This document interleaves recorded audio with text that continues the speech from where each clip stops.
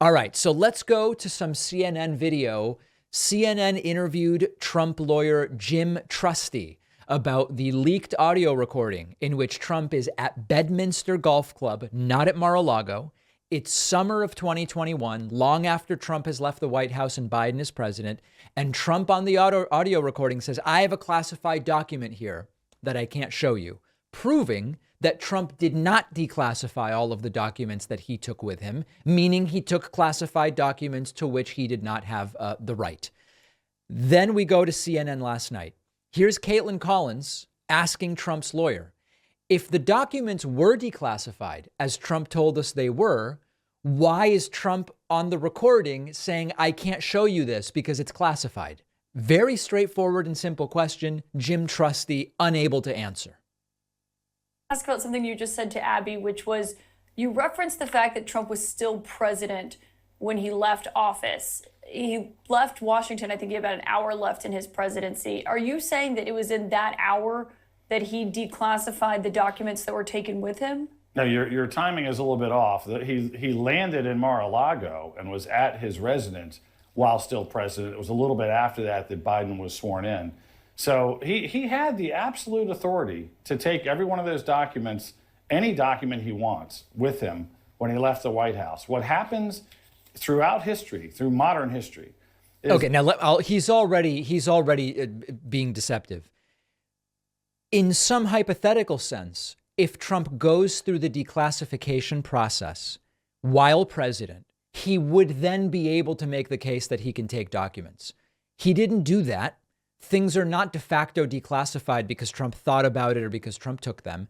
And Trump admits on the recording that these are still classified documents, meaning he did not declassify them. This guy's lying and he's being deceptive. But if you take documents and archives thinks they're entitled to it, they start negotiating. And that's what he did. He was telling them things like, hey, just ask if you want anything more. He gave them 15 boxes in January of 2022. Well, after some back and forth, but just to be clear, you're making the argument right now that by the time he was on the ground in Florida, after he left Washington, that is when he declassified all of these documents that he took with him. No.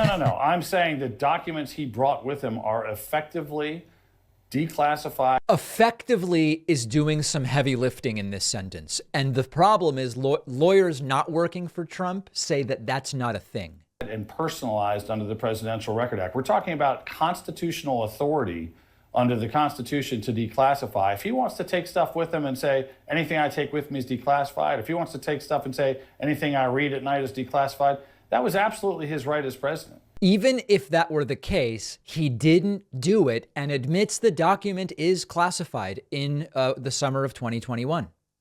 And the Presidential Records Act makes it clear that we don't even care about classified information. It is a statutory scheme that deals with presidential or personal only. Jim, if this was declassified, then why are we told that he's on this tape basically telling the people in the room that he can't share it with them? You are told by DOJ or FBI or whoever filtered that to you, anything they can think of to justify. All right, so it's all unfair. It's all a witch hunt to justify indicting Trump. Here's one more clip.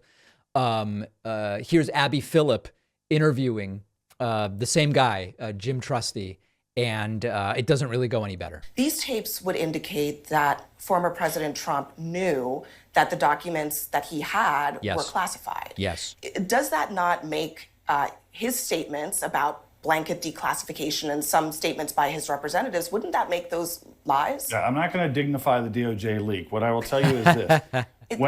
Because it's extremely inconvenient to my client. This is addressing like you just don't want to address the substance. Well, it'd also be nice if you let me answer. So let me just try to answer. Because he's not actually trying to answer. That's the thing. I am trying to be responsive, but I'm not going to bite on a leak campaign and try the case in the media. What I will tell you is there is no doubt that as commander-in-chief, and when the president left Washington, D.C. for Mar-a-Lago, he was actually still president. When he left for Mar-a-Lago with boxes of documents that other people packed for him that he brought. At least now he's admitting there were boxes, huh?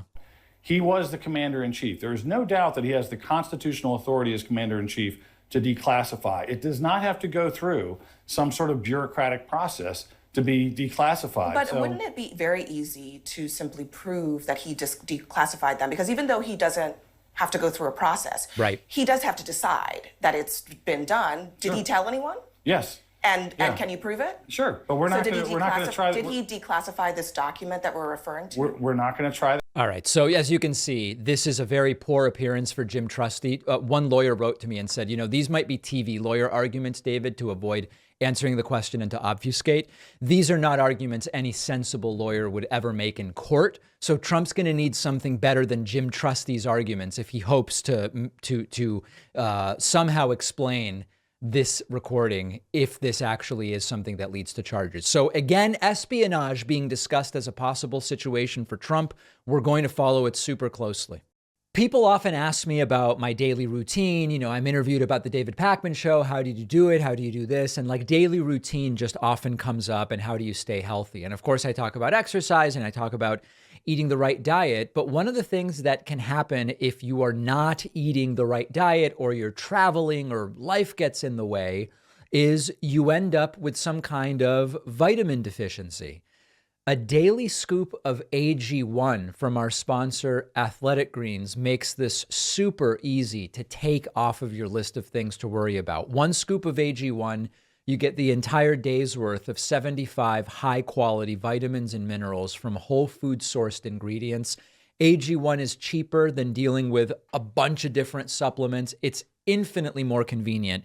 You just take a scoop before you have your coffee, for example, as I do in the morning, and you're covered for the entire day. Many of my friends love AG1.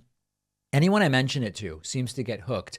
When I go on vacation, I bring the AG1 travel packs with me, especially because I'm not always eating the same diet when I'm traveling that I do at home.